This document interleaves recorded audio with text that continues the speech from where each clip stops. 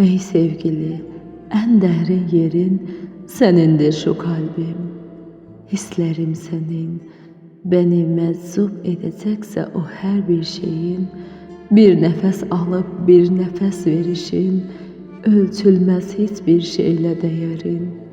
Ey sevgili, sanadır hitabım, sanadır sevdam, yüreğimin hisleri sana, geçmişte bekleyen, gelecekten ne varsa, aldığım her nefesim, sesim, hevesim, göğüs kafesim, sarpan yüreğim, şu deli sevdam, sanadır yüreğim sana.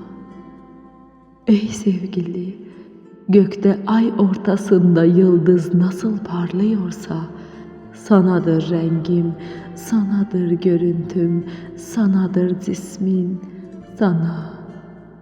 Ey sevgili, sanadır güzel olan ne varsa, nazım, hazım, o çılgın haykırışlarım, o en derin sızılarım sanadır. Olur da bir gün düşerse bakışlarına, gökte tek başına süzülen o parlak ay, işte orada beni ara. Ne kadar uzak saysan da aslında o kadar yakınım sana.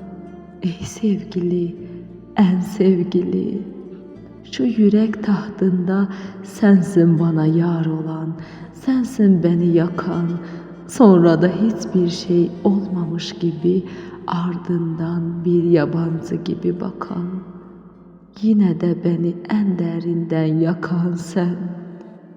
Ey sevgili, kışım buz tutsa da içimde harın umudum, kan damlayan yarım, sancım, heyecanım.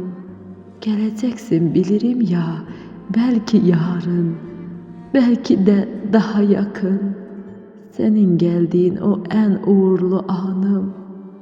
Ey sevgili, kızıl gül harına düşürken, bil ki gönül otağına yerleşen hancı, hem de sanma sana naz eden bir yabancı, sevdam bana bir lütuf verse de bir ömür boyu sancı, yine de sen benim başımın tacı.